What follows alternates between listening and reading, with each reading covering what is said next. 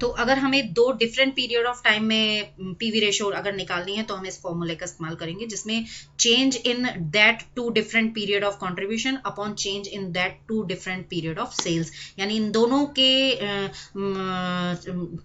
Profit के change और cell के चेंज का जब हम कॉम्बिनेशन निकालेंगे, रेशो निकालेंगे, तो हमारे पास जो है पीवी रेशो का दूसरा फॉर्मूला जो है निकल कर सामने आएगा। उसके बाद में हम बात करते हैं, इसे हम एक एग्जाम्पल से समझते हैं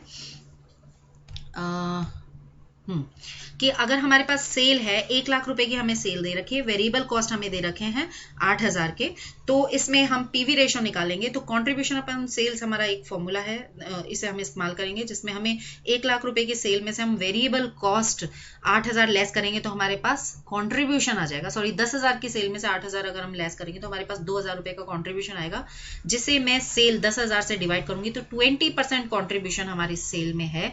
अगर इसमें हमें कंट्रीब्यूशन निकालना है तो हम 1 लाख रुपए की 10,000 रुपए की सेल को 20% पीवी रेशो से डिवाइड करेंगे तो हमारे पास 20,000 रुपए का कंट्रीब्यूशन आ जाएगा। अब हम डिफरेंट पीरियड ऑफ टाइम में कंट्रीब्यूशन निकालने की, पीवी रेशो निकालने की कोशिश करेंगे। हमें 2005 और 6 की सेल्स और दोनों के नेट प्रॉफिट दे रखे हैं, यानी कि 2 साल के नेट प्रॉफिट्स का डिफरेंस अपॉन 2 साल के सेल्स के डिफरेंस को अगर हम डिवाइड करेंगे तो हमारे पास 30% पीवी रेशो आ जाएगी।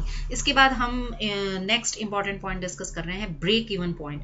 ब्रेक इवन पॉइंट किसी भी कंपनी के लिए बहुत इंपॉर्टेंट स्टेज होती है। ये वो लेवल ऑफ प्रोडक्शन होता है जिसे आपको अपने फिक्स्ड कॉस्ट को बियर करने के लिए करना ही पड़ेगा, यानी ये एक फिक्स कॉस्ट प्लस उस लेवल तक के वेरिएबल कॉस्ट को करने के लिए करना ही पड़ेगा। यानी ये वो स्टेज है जहां से लॉसेस खत्म होकर आपका वो पॉइंट आता है जहां पर आपको ना नो प्रॉफिट नो लॉस का स्टेज होता है, यानी कि ये वो पॉइंट है जहां लॉसेस अब खत्म हो गए हैं और अगर इससे 1 यूनिट भी हमने फालतू प्रोड्यूस की तो हमें प्रॉफिट अर्न होना स्टार्ट हो जाएंगे। यानी ये जो लेवल ऑफ प्रोडक्शन होता है ये बहुत इंपॉर्टेंट होता है। इसमें total sales break even point को हम कैसे कैलकुलेट कर सकते हैं, फॉर्मूला वाइज डायग्राम से भी हम समझेंगे। पहले फॉर्मूलाज देखते हैं कि टोटल सेल रेवेन्यू, ये मैंने अभी बताया जैसे कि ये वो लेवल है जहां पर नो प्रॉफिट नो लॉस होता है, यानी कि सेल्स रेवेन्यू कॉस्ट इनकर्ड के बराबर आएगा। आपकी जितनी सेल होगी आपका कॉस्ट भी आपने उतना ही खर्च किया होगा।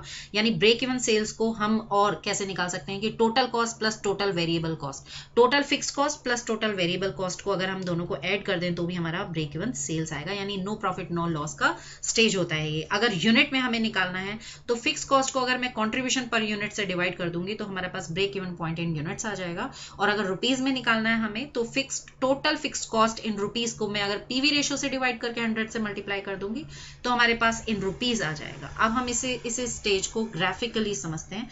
इस ग्राफ में हम जो है इसे समझने से पहले मैं एक बार आपको मार्जिन ऑफ सेफ्टी का पॉइंट और समझाना चाहूंगी, जिसकी बाद हम इस ग्राफ को बेहतर समझ पाएंगे, और वो है this margin of safety. What is margin of safety? Margin of safety is the difference between the actual sales and the sales at a break even point. यानी कि ये margin of safety क्या होती है कि break even point से आगे जितनी भी सेल हमारी होती है उन दोनों का जो डिफरेंस होता है वो margin of safety कहलाता है। अब हम इसके फॉर्मूलाज को बाद में करेंगे, पहले हम इस चार्ट को समझने की कोशिश करेंगे।